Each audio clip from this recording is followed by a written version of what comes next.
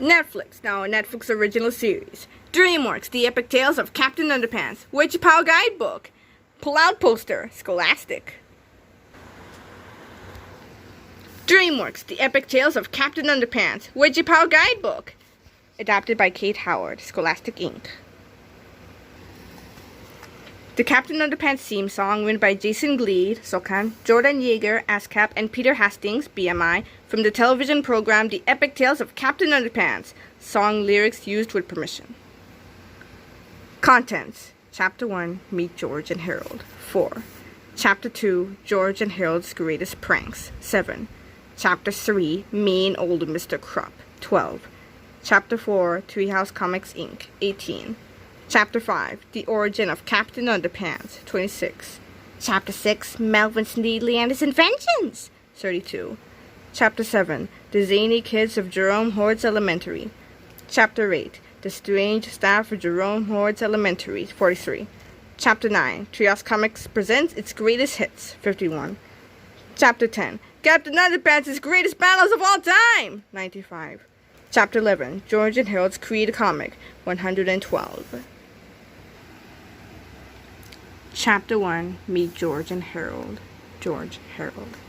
This is George Beard and Harold Hutchins. George is the kid on the left with the tie and the flat top. Harold is the one on the right with a t-shirt and a bad haircut. Remember that now. These two pranksters are best friends and neighbors. They are also 4th graders at Jerome Horwitz Elementary School, home of the Purple Dragon Sing-Along Friends, where you might hear them described as disruptive, bad attituded. But they are actually smart and sweet, and a bit silly. Their silliness gets them into a lot of trouble with the school principal, Mr. Krupp. Hope dies here. Sometimes the mischief these two leads to big trouble, but before I can tell you that story, I have to tell you this story. Chapter 2, George and Harold's Greatest Pranks. George and Harold love pranks. Sometimes the jokes are harmless, but sometimes their pranks have unexpected consequences, like making giant, cranky vidgets attack the school. But that's a story for another time. Live by the prank, die by the prank, man. Wait, what's that? You can't wait? Fine, flip to page 96. George and Harold have done some really silly stuff during their time at Jerome Horwitz Elementary. Like that time they toilet papered Principal Krupp's car. TP! It's not just for tissues, it can also be for pranks. And it's really a dance! Not that gas isn't funny, not gas isn't funny, because bragging with TP is always a blast! No one loves TP more than George and Harold, not for its intended use, but for pranks. George and Harold have successfully TP'd most items in their hometown Pequa, but they've always had their eyes on an even bigger prize. TPing the entire school is gonna be the greatest prank ever! We're gonna be legends! Then there was the time they used the Miami Sound Machine to have some fun with Principal Krupp's morning announcements. The Miami Sound Machine, created for one purpose. Fun. It's the Miami Sound Machine! It makes over 2,000 amazing sounds! And of course, who hasn't seen George and Harold's creatively rearranged signs around school? Cool fart mall, smell your own stinky feet! Be warned, we fart so loud. Chapter 3, Mean Old Mr. Krupp. The goal is 0 fun, people! 0! This is mean old Mr. Krupp, the meanest principal in the world. Mr. Krupp dislikes kids and fun, so he really dislikes George and Harold. 2 tigers take turns tasting tapioca. 2 tigers take turns tasting tapioca. I am a mountain! Hooga! This is your fault, even if it isn't. Just like you're in a court of law, you're guilty until proven innocent. Every time George and Harold get caught playing pranks, and also the rare times when they aren't responsible for mischief, they get called into Mr. Krupp's office. If you hit 500 visits to my office in one school year, I can send you to a work farm where you milk goats. We have a note from the doctor. That note is from a vet. My dogs hurt. I felt ill. I was catatonic. My throat was hoarse. Chapter 4, Treehouse Comics, Inc. Whenever they're not playing pranks on Principal Krupp, George and Harold spend their free time hanging out in the world headquarters of Treehouse Comics, Inc., aka the treehouse in George's backyard. Inside the treehouse, the two friends have created hundreds of comics starring some of the world's most amazing superheroes and villains of all time.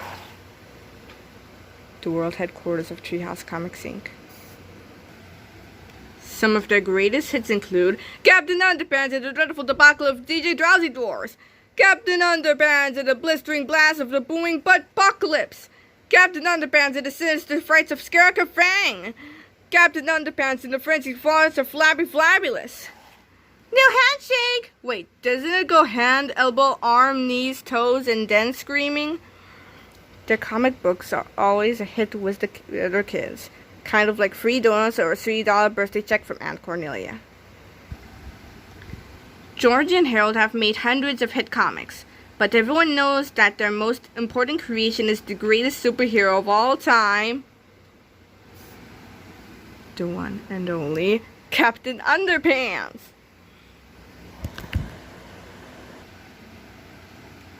Chapter 5, The Origin of Captain Underpants. Get this, Captain Underpants is real. How exactly did this crime-fighting superhero leap out of George and Harold's comic books and come to life? Well, it's simple. After listening to Mr. Krupp yell at them one too many times, George and Harold decided to have fun with their cranky old principal. Using a 3D hypno ring, they hypnotized Mr. Krupp. At first, the boys just made him dance and had a blast watching their principal look silly. But then, they accidentally, kind of on purpose, made him believe that he was the original superhero creation, Captain Underpants. This tidy-whitey clad crime fighter appears whenever anyone snaps his or her fingers. When he gets splashed with water, he turns back into Mr. Krupp. Tra-la-la! Yes, that's right. With one simple snap of their fingers, all of George and Harold's problems with Mr. Krupp disappear. Snap! And Captain Underpants appears. I wear a pretty strong continental comic cap. You gonna bring the noise and turn the song against you.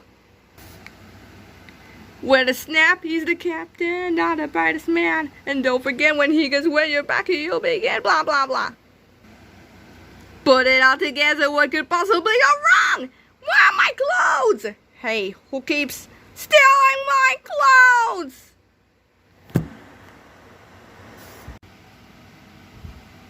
Chapter 6, Melvin, Sneedly, and his Inventions. Why are you breathing like a dog? Time is running out and we've yet to be assigned homework. But what would school be without a kid nemesis? Do you see that kid right there in the middle of the front row? That's Melvin Sneedly, homework lover, inventor, and occasional butt of George and Harold's jokes and pranks.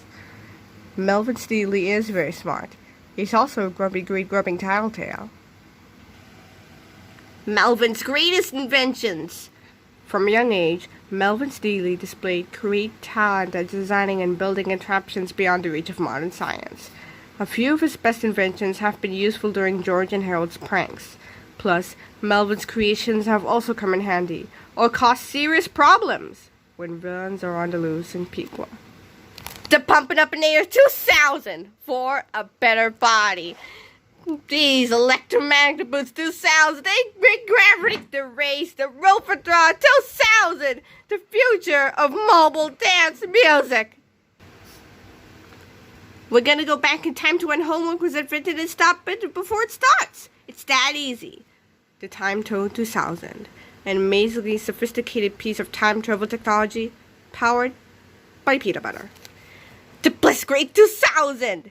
Melvin originally designed this high-powered device to blast his favorite videos into Erica's brain so she'd think Melvin is the best, and hopefully fall in love with him. Want to know more about Erica? Turn to page 40.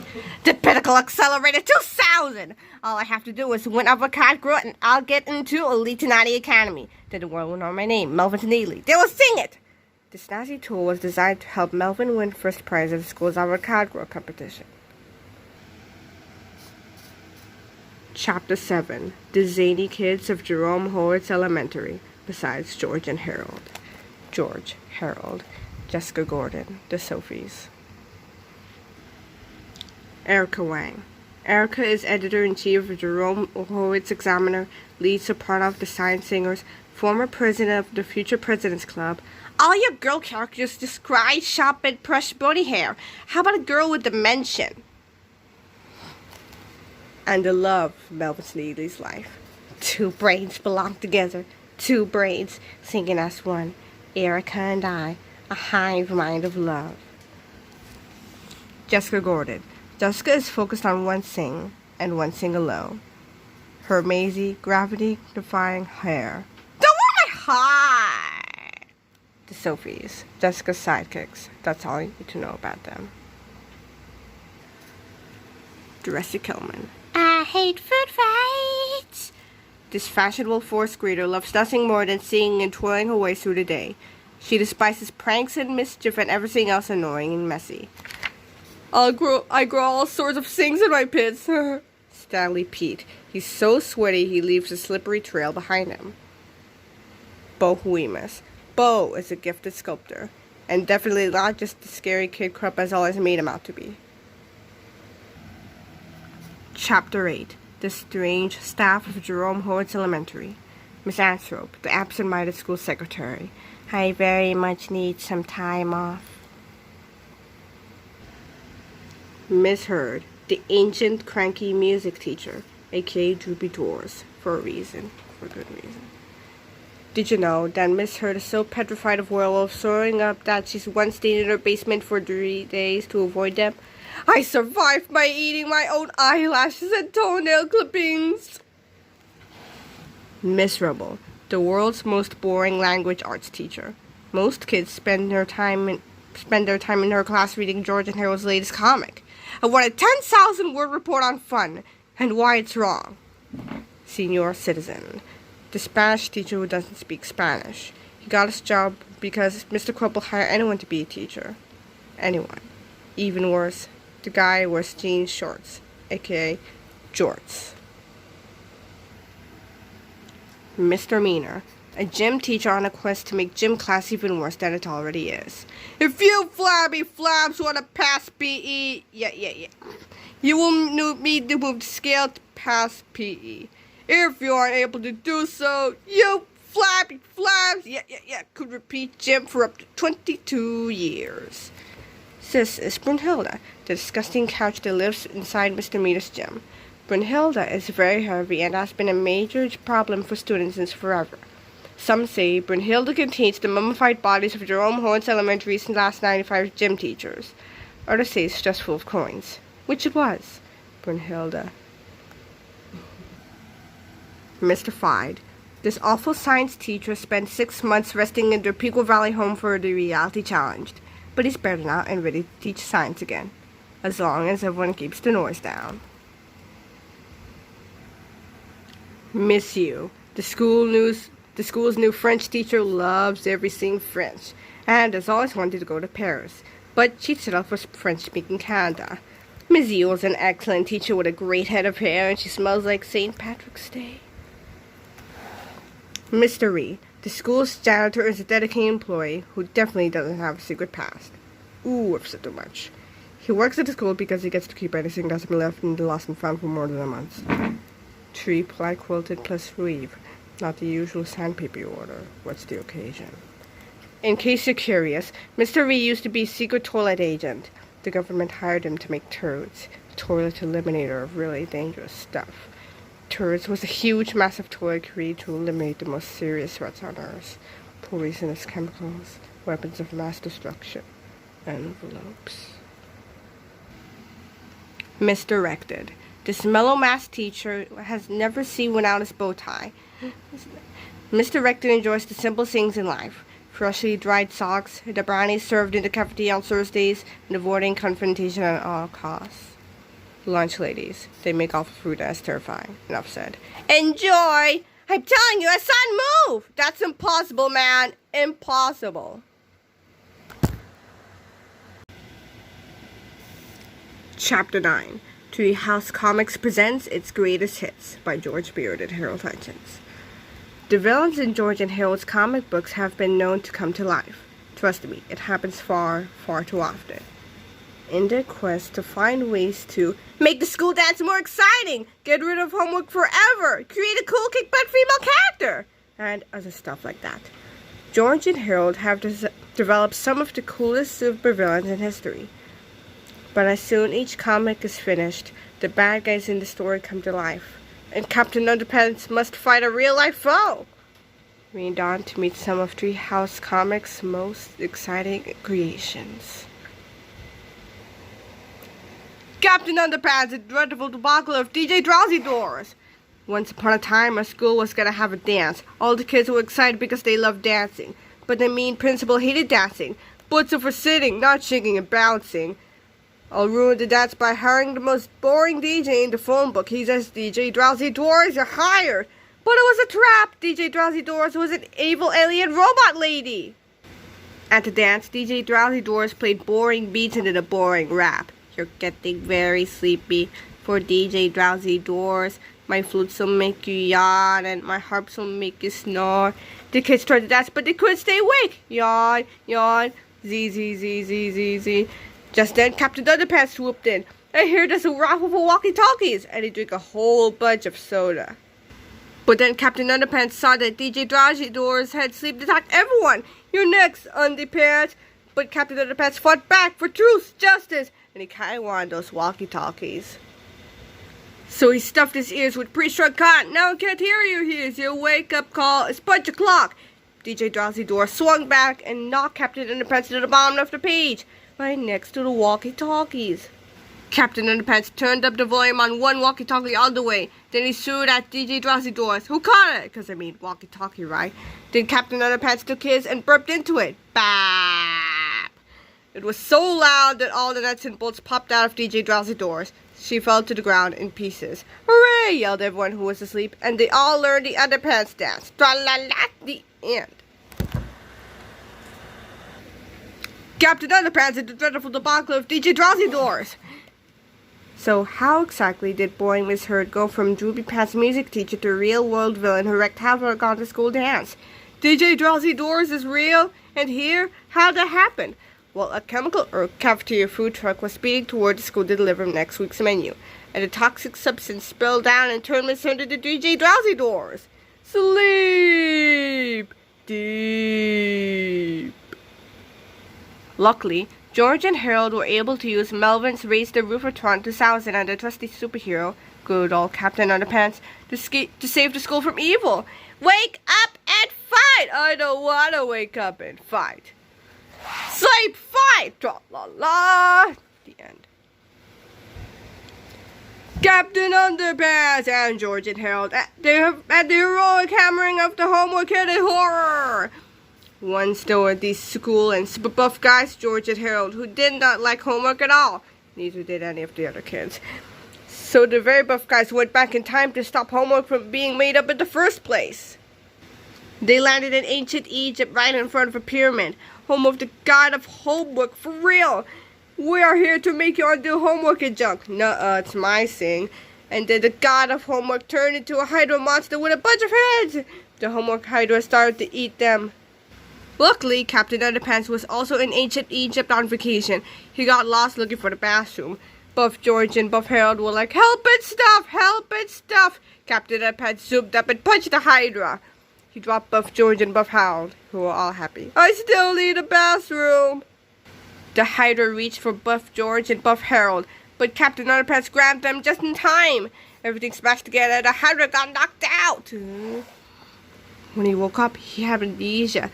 He couldn't remember anything, including that he'd ever thought up the idea of homework, so he didn't invent homework after all. Yay, we are the winners! I still need a bathroom. Tra-la, oops, the end. Captain Underpants and the horrible hostilities of the Homework Hydra. So how did the Homework Hydra spring out of the pages of George and Harold's comic book and into the lives of the students at Jerome Horwitz Elementary? Well, it all began because every teacher at school drooled about homework. They love to make students miserable. Let's spoil all their free time! So George and Harold came up with a plan to get rid of homework. forever. But things went a little wrong, and they turned their teachers into a horrifying five-headed homework hydra. Well, technically, it wasn't Mr. Mina's head. It was his butt. Never fear, pre-shrunk cotton is no match for this butt. But fortunately, Captain Underpants came to the rescue. Captain Underpants had assisted the frights of Scarecrow Fang. Once there was this strong female character named Scarecrow Fang. She was a real know-it-all who sucked the joy out of everything. She was all, "You're so wrong, and tomatoes are fruit, and you eat too much cheese and stuff." Then one time, this bat flew into the school and she goes, "You don't fly right." The bat got all sad and cried, and then he bit her. He had melancholy bat venom, and it turned her into a vampire, which is like a vampire, but it sucks vim, aka joy, instead of blood. I know, new word. I'm Scarecrow Fang, and I'm so sad that I want to suck your joy. So she flew all around school, biting funny bones and sucking joy. She got bigger and stronger until she busted out of the school. Just then, Captain Underpants was living in the underground under warehouse. "I got underwear down there, and an albino gator." But the kids were crying and stuff. "I took their joy, and I will take yours." "Nuh-uh, stop it or else nothing." Captain Underpants didn't want to drop all his new underwear, so he threw the albino gator at her, but it just stuck to her head. "So clean and fresh, your albino gator is useless against me." So he threw all his new underwear at her. Ninja style! Whoop, whoop, whoop, whoop. Scarecrow looked like an underwear snowman. The kids thought it was so funny they lolled like crazy. Captain Underpants was getting their joy back. There was so much laughing that Scarecrow laughed too. "Stop! Ha! My joy tank is filling too fast." Scarecrow got so big and so round, the kids could jump on her house like a bouncy house all day. Tra-la-la at the end. Captain Underpants did a vexing villainy of the vile vampire. So how did the vile vampire spring out of the pages of George and Harold's comic into real life at Jerome Horwitz Elementary? Well, after George and Harold decided to make a comic that was a little different than usual. "Let's make a comic about Erica. We'll make her the star of the comic, and we'll give her special Erica powers." Things went wrong as usual. Erica hated the comic book, and so did all the other kids. And then Melvin decided to test this Blitzkrieg 2000 on Jessica Gordon. When he zapped her, he accidentally turned Jessica into a real vampire who sucked the joy out of everyone around her. "I'm not Jessica Gordon anymore. I'm Jessica Gordon, and I want to suck your joy. What did you do to my hair? Was that supposed to hurt? You kick like a baby. Don't judge me. I'm also fighting my emotions. I'm just a man in underpants." Captain Underpants did a frenzied farce of Flabby Flabulous. Once there was a skinny guy named Flabby, but he had a huge butt and he loved it. He thought people with small butts were missing out. "No, you're missing out. We're having lots of fun." Even though Flanny was happy with his big butt, people made fun of him. They called him Flabby Flabulous. He liked that name and even got t-shirts made, but nobody bought them. That made him really mad, so he went around town and crushed all the t-shirt stores. Then he crushed Captain Underpants' favorite underwear store, and who's in it? Captain Underpants. "You can't crush buildings, especially underwear stores." "Yes, I can." Captain Underpants tried to fight him, but he couldn't get past Flabby's big butt. "I know what to do. I'll use my Wedgie Power." Captain Underpants pulled an extra pair of underwear from his utility waistband. They were too small, so he looked for something bigger to give Flabby Flabulous a wedgie. Luckily, there was an underwear factory nearby. Its flagpole had a huge pair of underwear. Captain Underpants was about to grab the underwear when Flabby made a big fart. Captain Underpants flew back to try again, but Flabby blasted him right through the panels of the comic book. Flabby didn't see him enter the next page, got surprised, and Captain Underpants stuck Flabby in a huge smokestack on the factory. Flabby couldn't stop his fart. Finally, kaboom! He launched into space and flew all the way to Uranus, where the aliens loved big butts and Flabby's was the biggest. He was like a god, and so he stayed. Dead. Captain Underpants did a frenzied farce of Flabby Flabulous. Now I bet you're wondering how a comic book villain like Flabby Flabulous ended up coming to life and attacking the town of Piqua. It all started when George and Harold decided to get back at their horrible gym teacher, Mr. Meaner, by writing him into a comic book. A few days later, Mr. Meaner accidentally got blasted by Melvin's Puppet Up in the year 2000 and Flappy Flabulous was born. Why does he have that scary laugh? He's a gym teacher! At this point, you may wish to turn down the smell in this book. Get ready to be flabby caked! I must summon my Wedgie Power to defeat this villain! Luckily, Jessica Gordon, whose hair had never done anything for anyone except Jessica Gordon, became a major player in the story, as her soft, gigantic locks could provide a safe landing for Captain Underpants. Except he didn't. Captain Underpants is the colossal tyranny of Queen Toonfarty. Once there was this annoying French teacher who was awful and really loved French stuff and made all the kids talk French. Oui, oui, oui, oui. One day, she took the kids on a field trip in a bus and stuff. They were all, yay, until they found out it was to a museum to see French junk. The boring island, no. But first, they had to walk through the mummy exhibit. The mummy was Queen Toonfarty, an ancient Egyptian queen. The sign said, don't touch the mummy, but the teacher did anyway because she was dumb. And the mummy woke up and farted her mummy spirit into the teacher, and she made the teacher the mummy. Her face got all rotten and yucky. She scared all the kids. Growled. Captain Underpants flew. Stop, Mummy, I will eat you because I'm hungry. I had to leave dinner with my mommy to come fight you, Mummy. The mummy attacked, but Captain Underpants could see she was kind of sad and stuff. Hey, she was in a box, like, for a long time. She must be lonely. So he wrapped himself in toilet paper and made her think it was her boyfriend. You're so pretty, groan. She grabbed her hand, but she was 1,000,000 years old, so it crushed to dust. Oops. Now mad and French. She attacked. She threw all this old stuff at Captain Underpants. Captain Underpants fell inside a sarcophagus box. Toonfarty was going to eat Captain Underpants, but then someone hit her on the head with a frying pan and knocked her out. Who did that? Why, that's my mummy. And it was his mom who stopped Toonfarty and saved the day. The end. Captain Underpants is the colossal tyranny of Queen Toonfarty. So how did the real Queen Toonfarty end up invading Jerome Horwitz Elementary? Well, here's a good one. What do you get when you mix a truckload of fancy French TP and mega ultra maximum strength clog remover with the world's most boring French teacher? The whole jug? You've doomed us all. That stuff experimental, unpredictable, and kind of pricey. A TP mummy. I am the queen of TP. Wait. I want all the TP, and once I have it, all will bow down before me. Oh, never go to the bathroom again. Hey, mummy, I'm gonna wipe you out. Get it? 'Cause it's toilet paper. And then he did.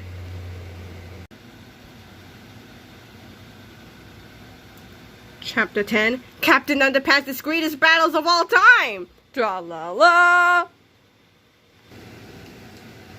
The squishy predicament of Stanley Pete's Stinky Pits! Nice! If you won't be quiet, I'll make you quiet! I'll make the whole world quiet forever!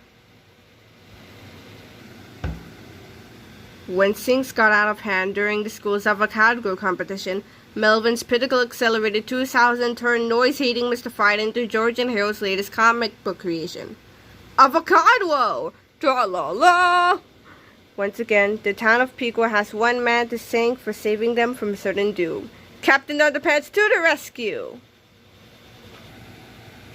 The costly conundrum of the calamitous clay losses! After Lona Bohemius became friends with George and Harold, Melvin unleashed a new villain. Using his intercalation station 2000, Melvin turned their huge classmate into clay losses. A villain from George and Harold's latest comic! Before long, all of Pequa had been turned into a mountain of clay, with clay losses as its ruler. Luckily, George and Harold convinced Melvin to reverse the dynamic flop of the Flugenspooger Hodag to turn the intercalation station into a de-intercalation station. Me have no friends! Bo looks like a man that melted into an anger hill! But he's still our friend! We've got to help him! And on Melvin terms, with Captain Underpants and Melvin's help, George and Harold were able to turn play back into the sweet, crafty kid they had all come to know and love. The jarring jerkiness of Judge George! I found this cool robe and it gave me powers. I'm a real superhero, just like in your comic. I am Judge George. Justice, order, righteousness, tenacity, shorts. When Senior Citizen found the cool robe, he put it on so he could get superpowers. Then things went very, very wrong. The truth was, Judge George was a terrible superhero. He caused way more problems than he solved. And just when things got bad in Pequot, they began to get much, much worse. That's when Captain Underpants got involved and saved the day. The strange strife for the smelly octopus! When a ball of Mr. Krupp's toupee polish spilled onto a pile of dirty socks, well, let's just say it really stank. Why? Well, the third ingredient in that toupee polish was evil. So there you have it. For too beefin' long, you guys has been scorning our scent. No beefin' no more. Go socks! He runs on stink, and he's getting stronger. And he's gonna make us sock servants. Or worse. We gotta do something to help Captain Underpants. Didn't Octopus say he eats beef in shoes? We need a giant shoe so we can stuff him in it. Yeah, like in our beef and comic. The flustering mindless wolf, the flushable memory wipes. When urinal cake salesman Theodore Mersley tricked everyone at Jerome Horwitz into using memory-erasing butt wipes, he brainwashed the whole school into thinking it was amazing. And he tried to take over the school. I'll wipe your brains so clean you'll be able to eat off of them. Luckily, Captain Underpants saved the day. It was a giant vat of chocolate pudding. Obviously. Trallalicious! The soggy salvation of the swirling tsunami! When George and Harold traveled back in time to try to alter the moment in history when Mr. Krupp turned into a mean old grump, things didn't go quite the way they planned. And when Melvin got involved, things got much, much worse. I'm in control now! Robots, get the Cape Naked guy! It's nothing personal, I just don't like you. There's nothing quite like surfing away from bad guys on a wave of sweat. Grab a dolphin floaty and surf your way to freedom! Surf's up! Sweat-nami! Smartsy Fartsy. The sickening fumes of Smartsy Fartsy. Melvin's latest invention, the Elevator 2000, turned lifeless gas into an intelligent, living cloud. So George and Harold used it to make George's fart come to life. Wicked. Quick, before Melvin gets back, let her rip! It's Smartsy Fartsy from our comic. Only smart. We made him out of my fart. You can't fight gas. Oh no, I breathed him in and I taste fart. Oh no. Tooth Fairy. This troublesome treachery of deceiving Tooth Fairy. But you thought it couldn't get much worse than Smartsy Fartsy, the stinky gas. Well, if that's the case, you'd be wrong.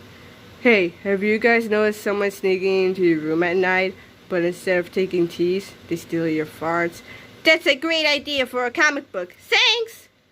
I disguised myself as the Tooth Fairy, but I'm really a Tooth Fairy who's come to steal farts. Now I'll create a fart army. You will fear me. You will give me respect, or I will take it, along with all your farts. Silent but deadly. So begins a new era of ultimate gassiness. We can fart our way to freedom. Guys, fart like the wind. I'm farting as hard as I can.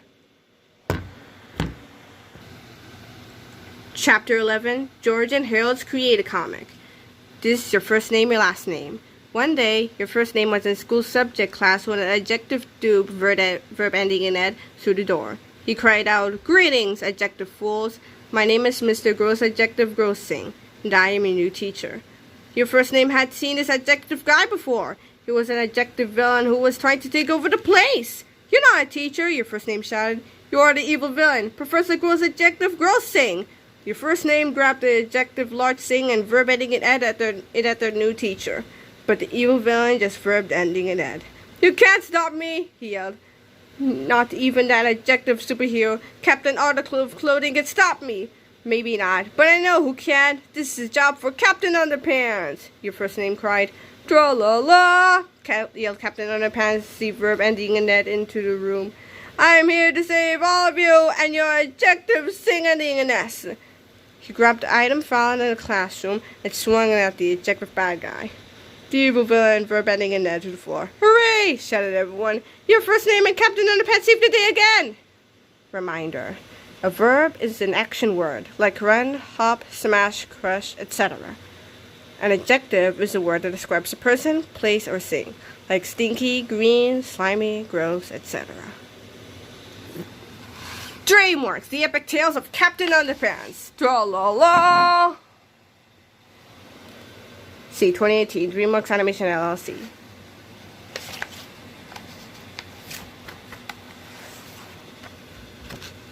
Meet the world-famous waistband warrior, the amazing Captain Underpants. Create a comic, laughs, pranks. Class clowns George Beard and Harold Hutchins love pulling pranks and making comics. So what happens when they accidentally turn their mean old principal into a comic book hero who fights villains using Wedgie Power? Well, Jerome Horwitz Elementary School and the world will never be the same. Get up close and personal with these two practical pranksters and spend some quality time with Captain Underpants and the villains kids of Jerome Horwitz Elementary. Plus, meet brand new villains like the Vile Vampire, Queen Toon Farty, the Homework Hydra, DJ Drowsy Doors, and many more. It's your must-have guide to the hilarious hit TV show. DreamWorks, see 2018, DreamWorks Animation LLC, all rights reserved. Scholastic, scholastic.com. $8.99 US / $11.99 CAD. ISBN 978-1-308-26921-5 50899 978-1-308-269-215.